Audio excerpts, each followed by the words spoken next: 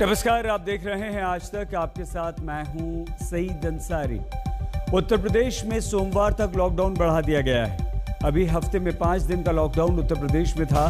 Corona के बढ़ते मामलों के चलते ये लॉकडाउन बढ़ा दिया गया है। पहले कल और परसों खोला दिया जाना था लॉकडाउन, लेकिन अब सोमवार सुबह 7 बजे तक रहेगा उत्तर प्रदेश में लॉकडाउन। बात सभी शर्तें जो हैं वो पहले की तरह लागू रहेंगी। तो ये लॉकडाउन कल तक के लिए था और इसे खुल जाना था, लेकिन अब इसे सोमवार तक के लिए बढ़ा दिया गया है। पहले गुरुवार सुबह 7 बजे तक लॉकडाउन था, लेकिन अब इसे बढ़ाकर आगे सोमवार तक कर दिया गया है। उत्तर प्रदेश में लगातार केसेस बढ़ रहे हैं, मौतों का आंकड़ा बढ़ रहा है और कोरोना के बढ़ते कहर को देखते हुए उत्तर प्रदेश में लॉकडाउन को और बढ़ा दिया गया है। सीधे लिए चलते हैं शिवेंद्र श्रीवास्तव हमारे संवाददाता के पास।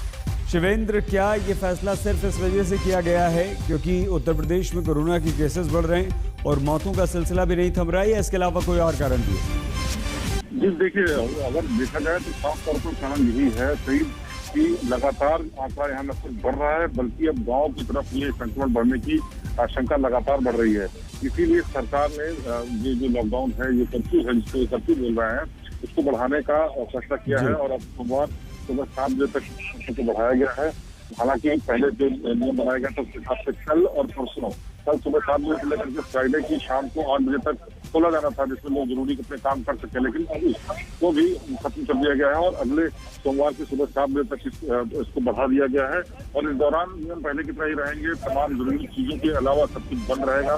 बेहद जरूरी चीज के लिए ही लोगों को जाने की इजाजत होगी और इस दौरान गाँवों में भी वैक्सीनेशन और जो सैनिटाइजेशन का काम है उसकी ड्राइव शुरू की जाएगी, जिससे कि पंचायत चुनाव के बाद जो वहाँ खतरा है वो दूर किया जा सके संक्रमण का, और इसी के लिए सरकार ने इस कदम को उठाया है फिलहाल।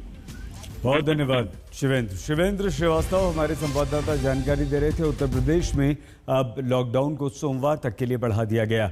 आइए रुख करते हैं दिल्ली का। दिल्ली के बेकाबू हो चले ऑक्सीजन संकट पर दिल्ली हाईकोर्ट में सुनवाई चल रही है।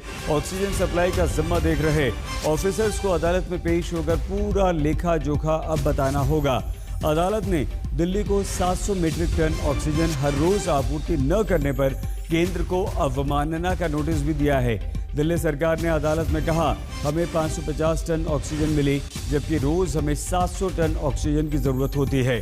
तो केंद्र सरकार को अब जवाब देना है इस पर, और सुप्रीम कोर्ट में जाने का केंद्र सरकार ने फैसला कर लिया है। दिल्ली हाईकोर्ट के इस आदेश के खिलाफ अब केंद्र सरकार जाएगी सुप्रीम कोर्ट और सुप्रीम कोर्ट में अपना जवाब दाखिल करेगी, क्योंकि दिल्ली में जो ऑक्सीजन संकट चल रहा है उसके लिए हाईकोर्ट में सुनवाई में हाईकोर्ट ने केंद्र से सवाल पूछा कि आपने दिल्ली सरकार को 700 टन ऑक्सीजन क्यों नहीं दी, 505 टन ऑक्सीजन क्यों दी।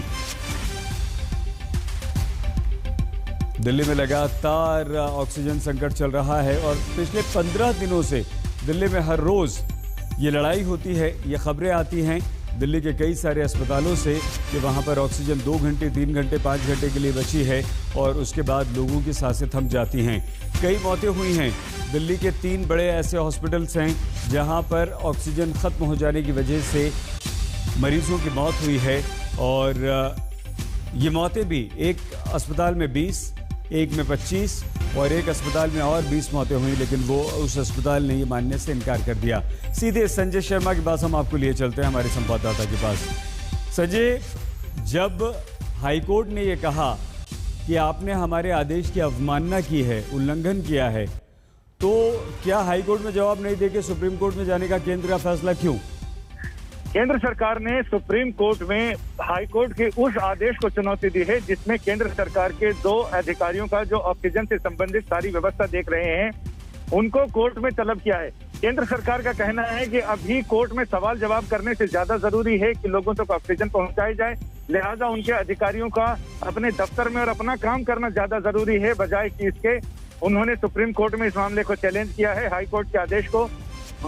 सुप्रीम कोर्ट ने चीफ जस्टिस एन.वी. रमणा ने तुरंत जस्टिस चंद्रचूड़ की बेंच को, स्पेशल विशेष बेंच को असेंबल होने को कहा है और 12:30 बजे, बस अब से थोड़ी देर में, आधे घंटे में इस मामले पे सुनवाई आगे बढ़ेगी।